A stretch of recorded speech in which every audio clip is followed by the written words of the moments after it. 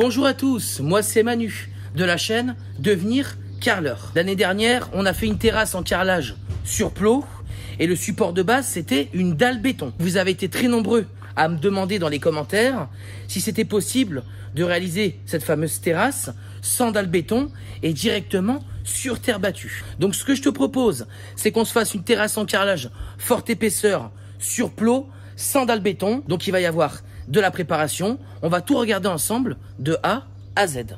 Je te montre le chantier où on va travailler, c'est ici. Donc là, c'est l'espace de la piscine avec sa petite plage. Et là, avant, on avait la terrasse de la piscine qui était en bois. Tu peux voir que la surface, elle a été décaissée. Ça, c'est le client qui l'a réalisé. Et je lui avais demandé d'enlever à peu près 30 cm. Avant de poser notre terrasse sur plot, on va devoir faire un fond de terrassement pour stabiliser le sol. J'ai mis une petite photo juste après le décaissement de la terre.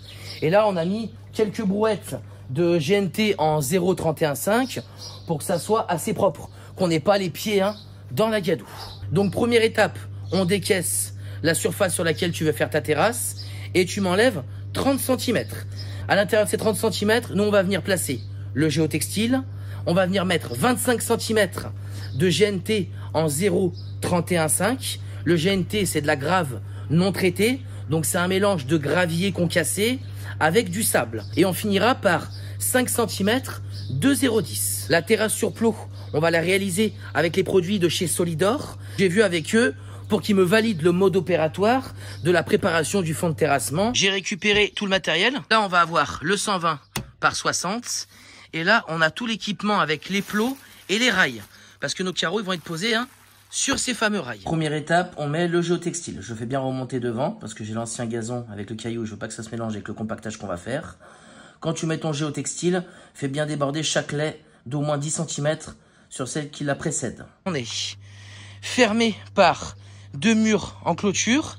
Ici, on est fermé par la dalle du chalet en bois. Ici, on a le chemin en béton. Là, on a les pavés. On a que cette petite partie en terre, mais qui est bien compactée depuis des années. Et cette partie. Si toi, tu as un ou deux murs pour ta terrasse sur plot, je te conseille de sceller une bordure tout le tour sur la hauteur de ton fond de terrassement. Ça te permettra d'avoir une terrasse qui durera bien plus dans le temps et ça évitera tous les mouvements. Ça, c'est le GNT en 31,5 qu'on va se servir pour le fond de terrassement. On met une première couche de 31,5. Ça va permettre de bloquer le géotextile pour pas qu'il se relève, etc. Le pré-remplissage qu'on vient de faire, il nous a permis que le géotextile ne bouge plus et on va régler de niveau grossièrement parce qu'on va compacter en plusieurs fois. Tu verras après la plaque vibrante que j'ai. Donc là, si on regarde de plus près, bon bah tu vois le jour sous la règle. Donc là, il faut qu'on remplisse. Pour le niveau, ça demande à monter légèrement là-bas ou descendre. Mais là, au niveau de la hauteur, on est pas mal. J'ai mis la règle dans l'autre sens. Sous la règle, on a des légers flashs et pareil, on va les remplir. Et tu vois, c'est pareil. Ça demande à remonter ici. Je vais remplir les zones que j'ai vues avec la règle. Donc le côté à gauche pour remonter.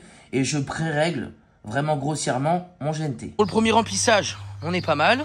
On va regarder pour la première couche ce qu'on a mis à peu près déjà en hauteur. On est quasiment à 11,5.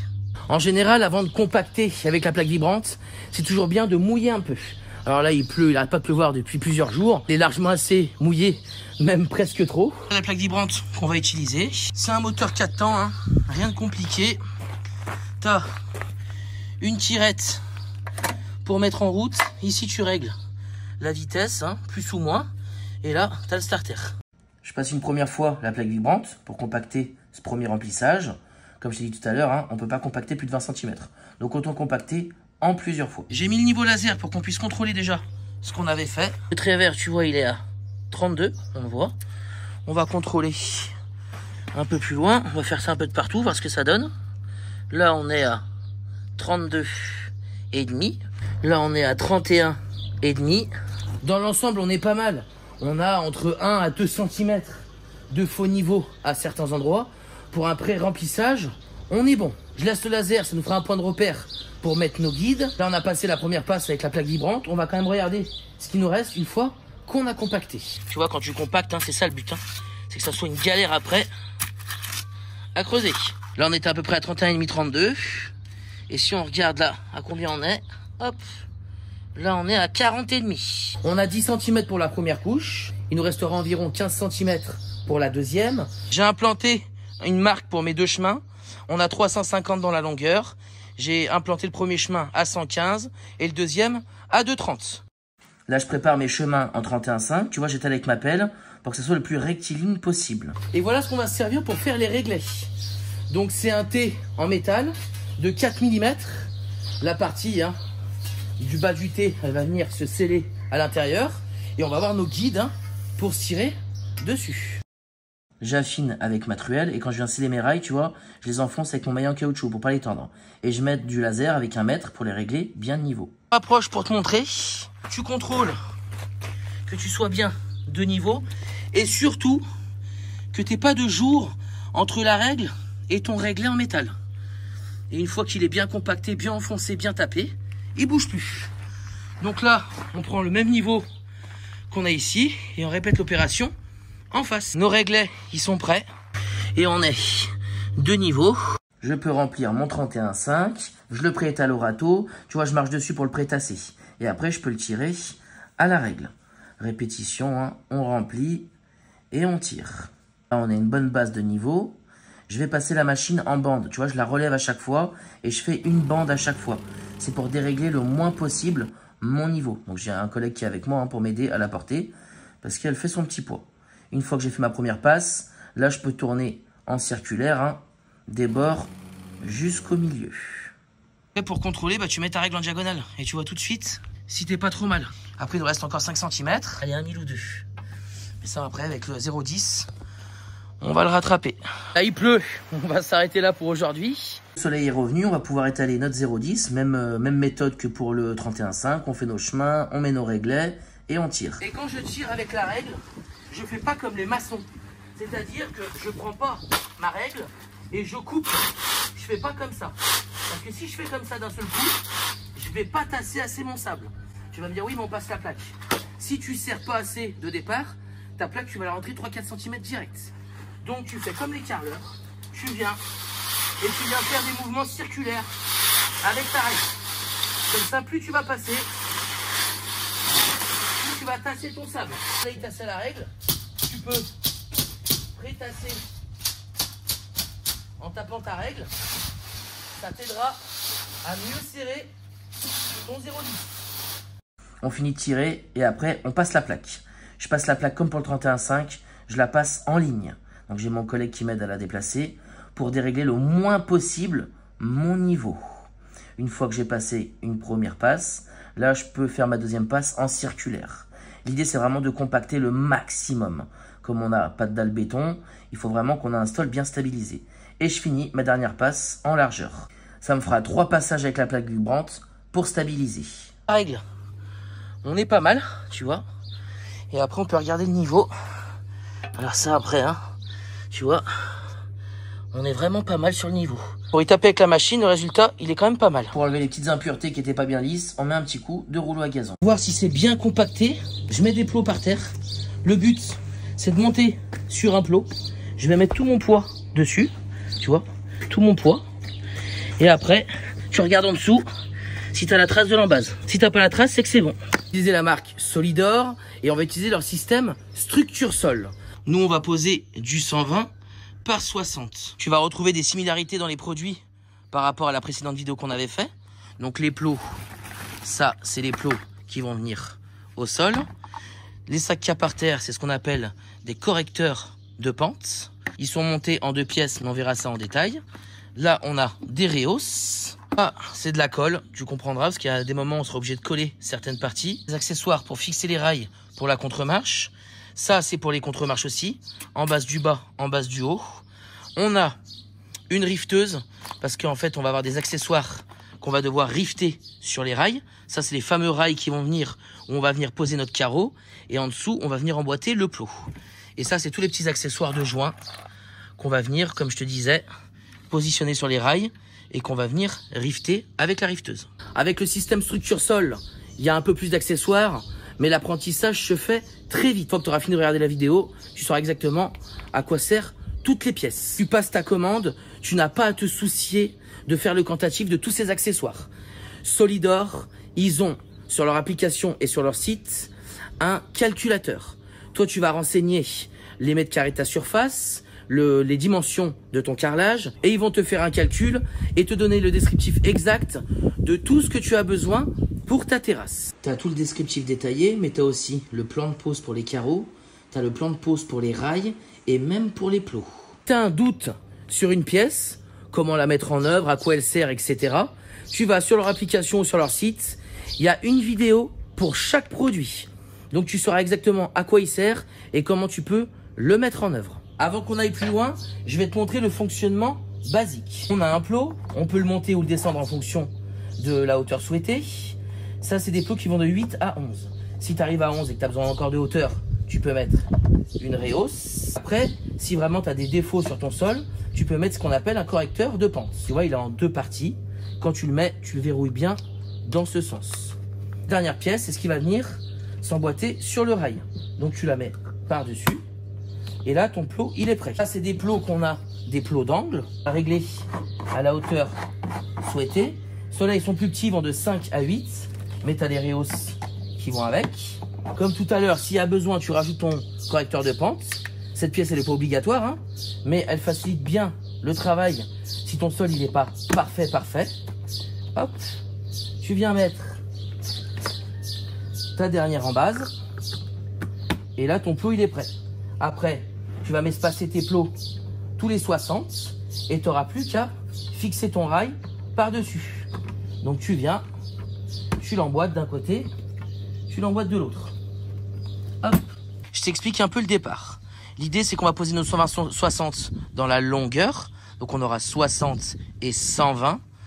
Et l'idée, c'est d'arriver entier sur les pavés, faire la coupe au fond. Ça nous fera 5 carreaux plus un 3/4 de coupe au fond, hein, et dans le sens de la longueur, entier. Et nous, on va développer dans la longueur entier. Il va nous rester une petite bordure où là, on va rien faire. Là, il y aura un bandeau par la suite qui va être mis pour mettre tous les spots avec les éclairages. On va avoir une contre-marche sur la partie du gazon. L'idée, c'est d'arriver à fleur des pavés. Contre-marche. Et après là, on va arriver entier dessus. Peu importe la hauteur, après il y aura un sol qui arrivera au même niveau que la terrasse. Si je prends la hauteur sur les pavés, on est à un peu plus de 12,5. Commencer avec des plots. Sur ce plot, j'ai mis donc le correcteur de pente, si on a besoin, hein, faut le prévoir. La platine, on va se mettre le rail. Là, avec le correcteur de pente, je vais me mettre à peu près à 8,5. Les rails alus, ils font moins de 2 cm. On va se prévoir quand même de la marge. On va se dire 2 cm pour le rail alu et 2 cm pour le carrelage. 8,5 plus 4, on sera bien à 12,5. Il reste un dernier point à voir, c'est de savoir si la ligne des pavés, elle est parallèle à l'abri. Faut pas qu'on se retrouve avec un faux éclairage de 3-4 cm. Aligner mon laser, tu vois, au mieux sur les pavés. Hop, comme ça va être un peu notre référence. Ce qu'on va faire, c'est qu'on va prendre la cote sur l'abri en bois et voir à combien il est par rapport en éclairage. Donc là, si on regarde, on est à 101,5. Au fond, on est à 102,3. On a moins d'un centimètre de faux éclairage. L'abri, il s'ouvre dans ce sens. Nous, quand on partira entier, on partira bien entier sous la lame, tu vois, à ras de la lame en bois. Comme ça, les 7000, ils seront largement recouverts jusqu'au bout. On va pouvoir aligner nos carreaux dans la longueur au pavé. On contrôlera bien qu'on soit parallèle au mieux sur le mur du fond. Les 120-60, ils font 28 kg par carreau. Donc on va pas s'amuser à déplacer les carreaux pour le départ, etc. On va pas se casser le dos. Ce qu'on va faire, on va prendre un tasseau en pin comme celui-là et on va redécouper 2 piges à l'intérieur. On va redécouper la longueur d'un carrelage et de l'autre côté, on va découper sa largeur. Ça nous permettra de présenter nos rails en alu, nos plots, etc. assez rapidement. Après, pour des carreaux aussi lourds et aussi grands, je te conseille quand même d'être 2 pour la mise en place des carreaux. Moi, j'ai un collègue qui viendra me donner un coup de main aussi pour les mettre en place. Je commence par présenter mes plots grossièrement. Là, je vais mettre le dernier accessoire qui sert à emboîter le rail aluminium. Et pour le premier rang, comme les plots sont plus bas, je vais rajouter un correcteur de pente. Ça m'aidera aussi pour régler mon niveau au mieux pour les pavés. Je rajoute mon dernier élément pour emboîter le rail alu. Et après, je vais couper mes piges en la longueur et dans la largeur. Tu vérifies bien que ta pige elle soit bonne. Donc, il faut bien qu'elle soit à fleur des deux côtés. Celle-là, elle est OK. Et tu fais pareil pour la largeur. Là, on a 2 actions à faire. La première, ça va être de régler nos premiers rails en alu de niveau. Ça, c'est les pièces qu'on va avoir au milieu, qui vont faire les joints. Je vais m'en servir pour l'alignement. Je vais régler mes alignements de mes rails avec mes piges, hein, qui symbolisent exactement mes carreaux, et je vais régler mes plots. Je règle mes plots de bout en bout, parfaitement de niveau, et après je vais régler les intermédiaires qu'il y a au milieu. Je répète la même opération pour la troisième ligne. Le rail de repère, c'est celui-là, il est aligné. Là, on a la pige aussi de repère. On prend le niveau. Là, il faut descendre. Descendre, c'est dans le sens des aiguilles d'une montre. Donc là, on descend. Une fois que tu es de niveau, on est bon. Je me règle les plots intermédiaires. Tu le tiens dans la base. Hop, regarde. Et là, on monte. Fais hop. Dès que tu le serres, dès qu'il force, t'arrêtes. J'ai fait la même opération, hein. Les deux étaient réglés de niveau. J'ai réglé le troisième, d'accord? Donc là, on a impeccable. On va aller couper un carreau et le présenter. On va tracer la moitié parce qu'on commence sur le deuxième rang. Donc on commence avec la moitié. Là, j'ai divisé par deux, ça fait 60,6. Sois très précis quand tu me traces ton carrelage. Parce qu'en fait, ce qui va se passer, c'est que comme on a une coupe qui rentre et qui sort, on doit être parfait. Pareil, si tu utilises une Siao, par exemple, on va utiliser la carrette de chez Ruby, tu vas la voir après. Si tu utilises une Siao, fais attention, parce que le disque de la Siao, il fait entre 2 et 3 mm. Donc prévois-le bien, si tu veux faire comme moi, avec un module moitié-moitié.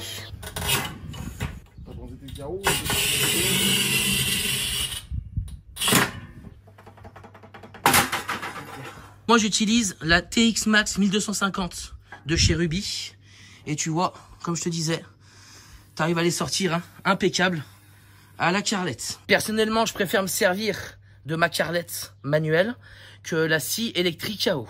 Si vraiment il sortait pas la carrelette, je prends une Siao, il n'y a pas de souci. Si j'ai laissé un espace, tu verras après comment on fait la contre-marche. Là, je me suis laissé en réserve 3,6, 3,7. Là, tu prends les rivets. Hop, tu mets dedans, dans le trou, et t'appuies.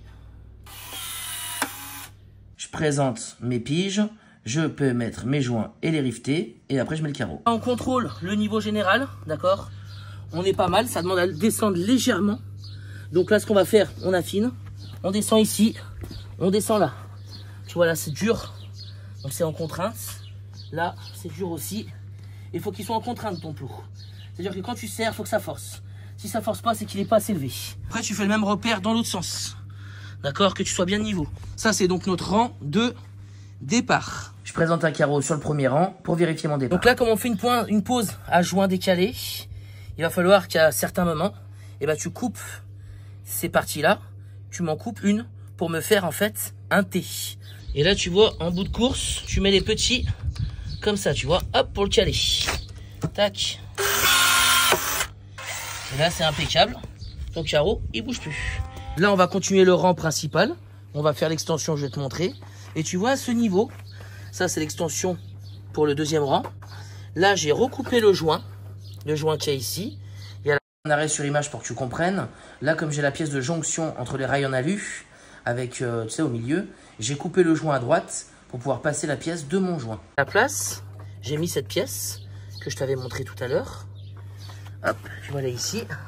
Et c'est ça qui va me faire le joint. Je montre l'extension, comment ça se passe. Tu vois, hop, tu la mets comme ça. Et après, tu mets ton deuxième rail délicatement dedans et tu le pousses. Faut que tu descendes. Voilà, super. Tu mets les plots, tu me les mets à 10 cm du bord, de chaque côté. Et tu ne me mets pas un plot entre les deux. Le niveau entre le premier et le dernier, que tu as fait les intermédiaires, c'est de bien toucher sur les plots s'il n'y a rien qui boite. Là, pour gagner du temps et pas se fatiguer, tu vois, j'ai mis les piges qu'on a fait. Comme ça, maintenant, j'ai plus qu'à enlever les piges. Tout est popé, impeccable. Là, tu vois, c'est pareil, la jonction, elle est bien popée. Et on n'a plus qu'à présenter le carreau. On met le carreau et là, je marche tout de suite dessus pour tester un petit peu ce que ça donne. Je vois qu'il y a une légère flexion et en fait, je me rends compte que j'ai mal mis mes plots. Donc, je vais te montrer comment il faut les mettre. En standard, Solidor, il préconise d'en mettre tous les 45. Mais pour du 60-60 et du 120-60, on peut en mettre tous les 60. Pour l'alignement des plots, pour que ça soit plus costaud, les plots, il faut qu'ils soient axés à la ligne de joint, un au milieu de ton carreau, un dans la ligne. Et tu fais ça à chaque rang. Comme ça, tu es sûr que ça boite pas. On en met un de chaque côté de la jonction à 10 cm. Et après, on repart, pareil. On met nos plots dans les lignes de joint, au milieu du carreau, dans la ligne de joint. On continue la pose. J'aurai le petit plot en bas à droite, là tu vois qui n'est pas ligné au joint, je le remettrai tout à l'heure. Là, je redémonte les plots parce qu'il faut que je les raligne parfaitement. Et j'en profite pour rajouter les pièces, tu sais, pour faire la contre-marche. Donc, j'ai la platine en inox au-dessus, la platine en inox dessous. Et après, on pourra venir coller la contre-marche directement dessus. Là, je passe de l'acétone, je vais coller le rang qui a contre les pavés. Il est retenu par les pavés d'un côté, mais de l'autre côté, comme j'ai le gazon, ça serait une sécurité en plus.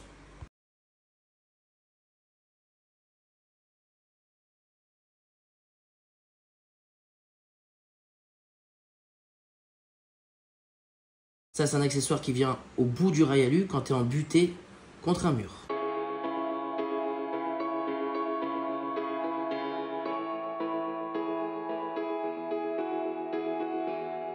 Si tu mets pas tes joints en avance, bah, tu es obligé de relever le carreau du rang avant pour le passer. Quand tu poses du grand format comme ça, donc la technique des piches c'est très bien, mais tu peux te faire aussi un gabarit par exemple dans une plaque de contreplaqué assez fine. Tu prends une plaque de bois qui fait 6 ou 8 mm, tu découpes ton 120-60 parfaitement, et comme ça, ça te fait un repère. Tu peux le poser, ça te fait gagner du temps pour fixer toutes tes croisillons entre tes carreaux, pour ton équerrage, etc. Et quand tu arrives contre le mur, tu vois, on met un bloqueur comme ça. Donc cette pièce, elle ressemble à ça. Donc elle vient se mettre, tu vois, clippée dans le rail, et il faut couper le joint. Gagner du temps, tu enlèves tes joints directement. Tu alignes ton niveau en fonction des coupes. Donc tout c'est ce rang-là qui sera la finalité des deux côtés. Donc on aligne le niveau. Et tu vois, tu l'enlèves carrément le joint. Ça te fera gagner beaucoup de temps. Et après, hop, tu vois, tu le remboîtes. Et t'es bon. Là, je fais la rangée de coupe. Je vais te montrer d'un peu plus près. Hein. Tu vois. On s'attaque au carreau de l'entrée qui est recoupé à 45. Coupé, j'utilise la scie à eau dans la longueur. Je monte pour la contre-marche. Donc là, on va arriver droit hein, sur la contre-marche, tu vois. La contre-marche, elle est là. On va arriver droit, champ droit, champ droit. Et en fait, on va venir biseauter ce côté, biseauter le côté droit. Là, au fond, ça arrive droit. Je rebiseaute d'un côté. Et pareil pour l'autre, pour que ça s'emboîte parfaitement. Donc, je vais biseauter les hauteurs, pas la longueur. Hein.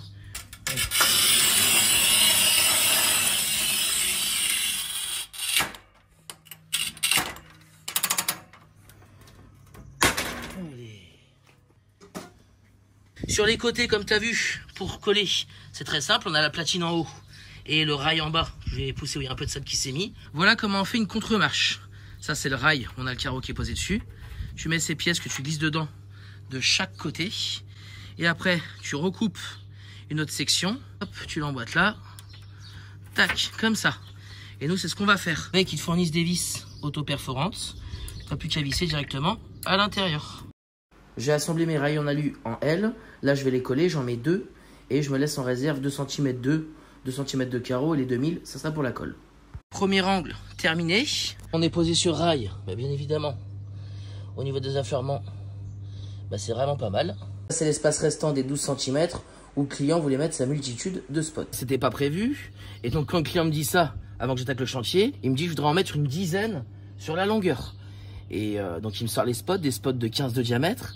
Et je dis, mais déjà, il y a un premier souci, c'est que déjà, il y a les rails dans toutes les lignes de joint et en bout de carreau. J'ai percé 2 spots de 15 cm dans les carreaux, bah, c'est pas bon, quoi. Ça va, quand vous allez marcher au bord, il y a un risque que les carreaux cassent parce que les carreaux se tiennent par eux-mêmes grâce aux rails. On n'est pas censé techniquement faire des ouvertures aussi grosses. Donc, c'est là que je lui ai conseillé. Je lui ai dit, écoutez, moi, ce que je peux vous proposer, c'est qu'on fasse un calpinage entier sur les pavés, 3/4 contre le mur. Et après, pour le fond, on fait entier et on arrive entier sur l'abri.